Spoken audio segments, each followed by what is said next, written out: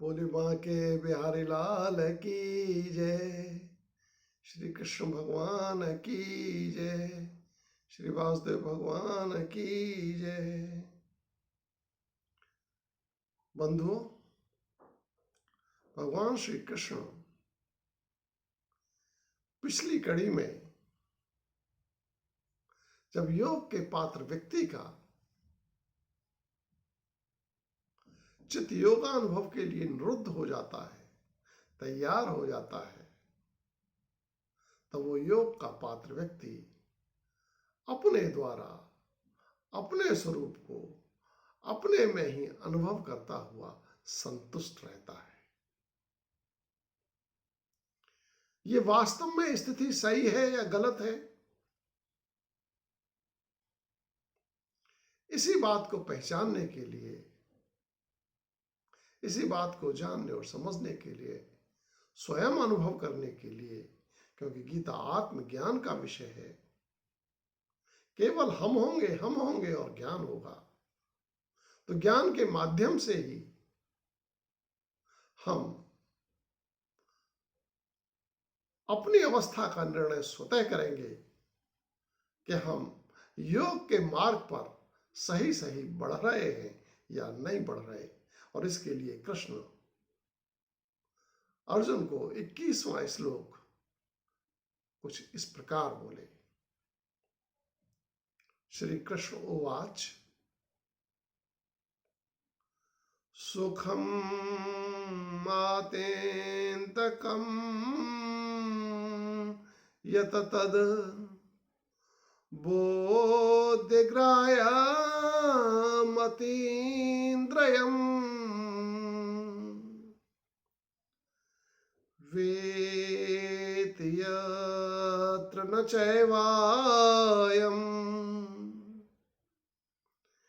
स्थित चलति तत्त्वतः। कृष्ण बोले, हे अर्जुन,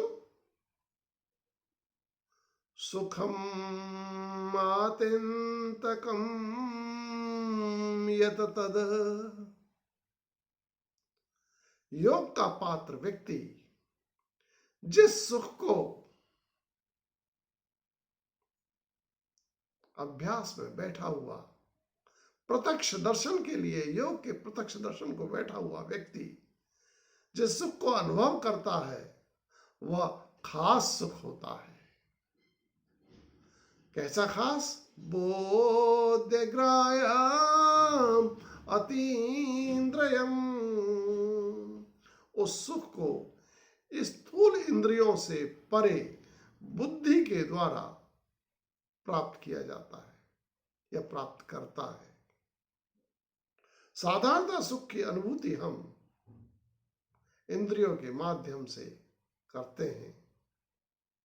कुछ देख करके करते हैं, कुछ सुन करके करते हैं, कुछ खा करके करते हैं, कुछ स्पर्श के माध्यम से करते हैं, कुछ सूंघ करके करते हैं।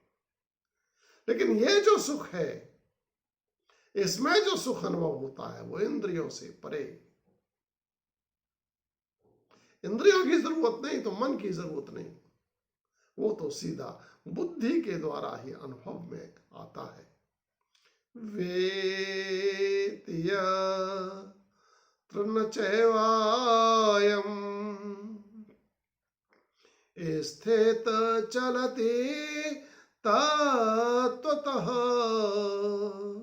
और जिस स्थिति में यह योग का पात्र व्यक्ति वैसे सुख को अनुभव नहीं करता है, तो समझो वास्तव में वो स्थिति में बैठा रहकर भी मन से चंचल बना रहता है।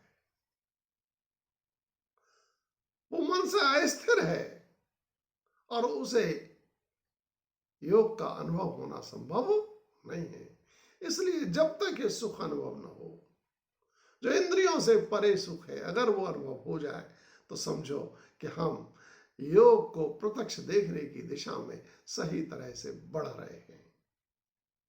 यम लब्ध्वा चापराम लाभम मन्यते नाधिकं ततः यस्मिन् स्थितो न दुःखेन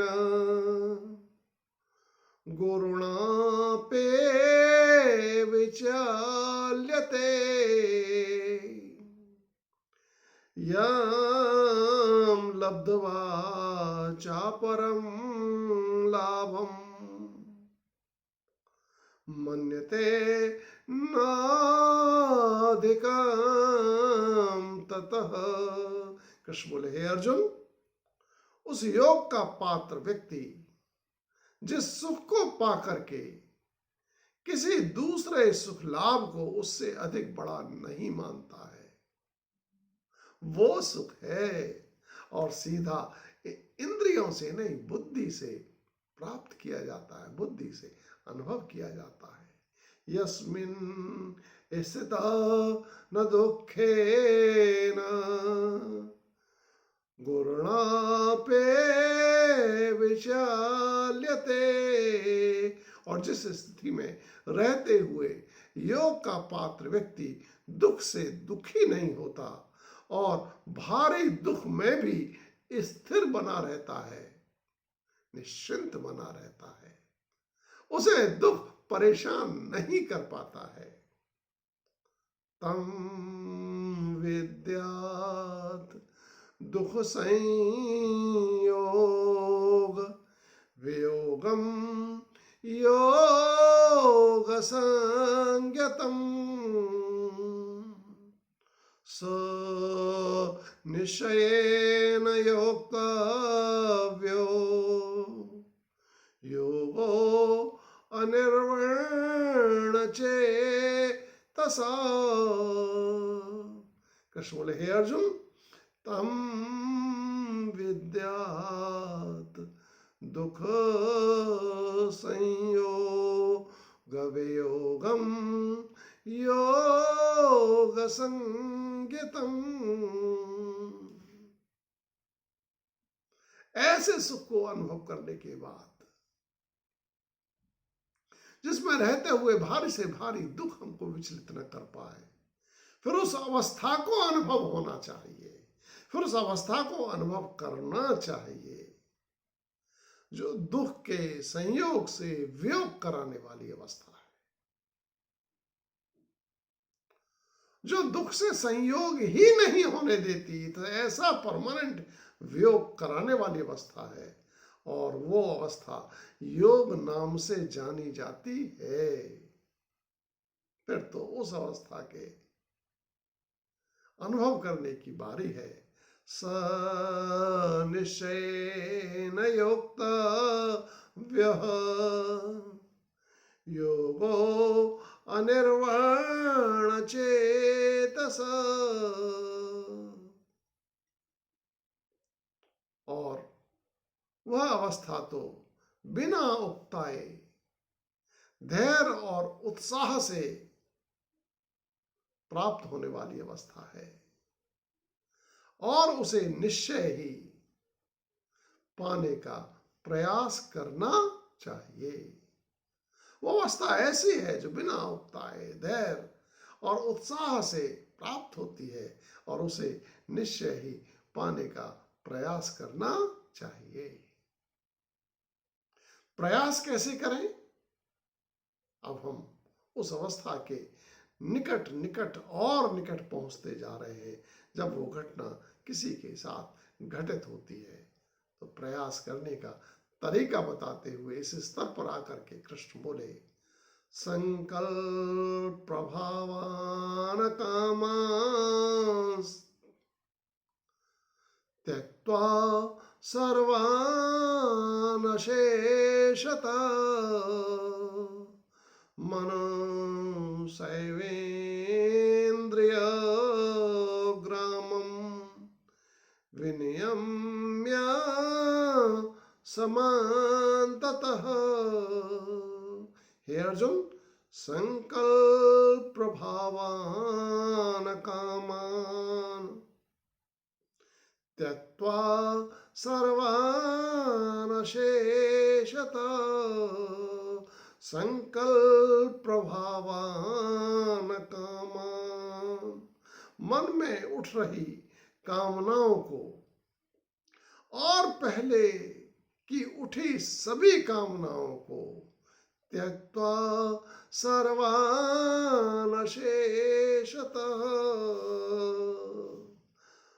पूरी तरह से त्याग करके, मन में कोई कामना हो, चाहे अब उठ रही हो चाहे पहले से हो, उन समस्त कामनाओं को पूर्णतया त्याग करके मन सैवेन्द्रिय ग्रामम विनेयाम्य समान्ततः।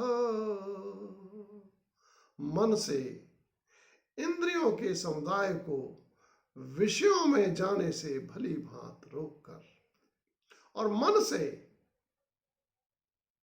जबरदस्ती नहीं, सहज भाव में मन को इंद्रियों से विलग करके ही इंद्रियों को विषयों में जाने से भली भांति रोक करके प्रयास करना चाहिए। ये थोड़ा सा कठिन काम अवश्य है, लेकिन फिर भी ये ऐसा ही करना चाहिए। और इसके बारे में आगे बताते हुए कृष्ण बोले, शनैः शनैः उपरमेत बुद्धया धृते गृहीतया आत्मसंस्थं मनः कृत्वा न किंचिदपि चिंतयेत्। कृष्ण बोले, हे अर्जुन, शनैः शनैः उपरमेति, शनैः शनैः, धीरे धीरे मन से इंद्रियों को विषय में जाने से रुकने देना चाहिए। अगर आप योग में लगे हैं और आप थोड़ा सा भी प्रयास करेंगे तो शनैः शनैः मन रुक जाएगा, तो रुकने देना चाहिए। बोध्या धृते गृहीतया, यह सब धैर्य युक्त बुद्धि के द्वारा प्रयास करने से हो जाता है। धैर्य के साथ बुद्धि के द्वारा थोड़ा सा प्रयास करेंगे तो ये सब संभव है। शनैः शनैः इंद्रियां को विषयों में, मन जो है इंद्रियों को विषयों में जाने से रोक लेता है और फिर ये रुक जाया करती है। आत्मसंस्थं मनः कृत्वा न किंचिदपि चिंतयेत्। आत्मसंस्थं मनः कृत्वा, फिर इस प्रकार मन को शांत करके अपने स्वरूप पर लगाते हुए अपने ही स्वरूप को देखने में उसे व्यस्त रखते हुए न किंचिदपि चिंतयेत्, कुछ भी दूसरा अन्य चिंतन नहीं करना चाहिए। गोविंद जय जय गोपाल जय जय राधा रमण हरि गोविंद जय जय श्री कृष्ण गोविंद हरे मुरारी श्री कृष्ण गोविंद हरे मुरारी हे नाथ नारायण वासुदेवा।